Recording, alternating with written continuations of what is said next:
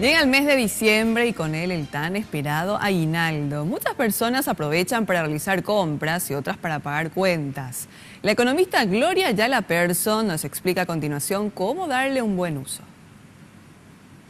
Una de las estrategias que plantea la economista es adelantar las compras de fin de año ya en el mes de noviembre, siempre que se pueda, porque generalmente en diciembre suben los precios de los productos y la euforia de las fiestas nos lleva a realizar gastos innecesarios de último momento. Lo ideal ahora, en noviembre, ya hacer todas las compras que uno pueda adelantar, ya sea para la cena, ya sea para los regalos, todo lo que se pueda adelantar para no caer en esa euforia y ese espíritu que se contagia, que termina siendo muy comercial ahí cuando ya estamos por encima de lo que son las fiestas. Explica que es importante proyectar el aguinaldo, invertir para generar más dinero en algún negocio. Otro buen uso del dinero extra es el mantenimiento de los electrodomésticos de la casa antes de que se descompongan.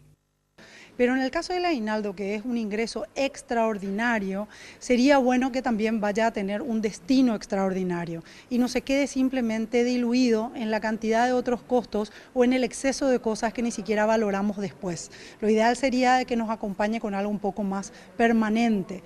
El hablar de porcentajes podría resultar incluso un poco, digamos, distorsionado de lo que es la realidad, porque es muy diferente un padre de familia que gana salario mínimo teniendo 3 chicos que hablar de un joven soltero que vive en casa de los padres. Entonces, el plantear un porcentaje yo creo que podría llevarnos a cometer muchos errores.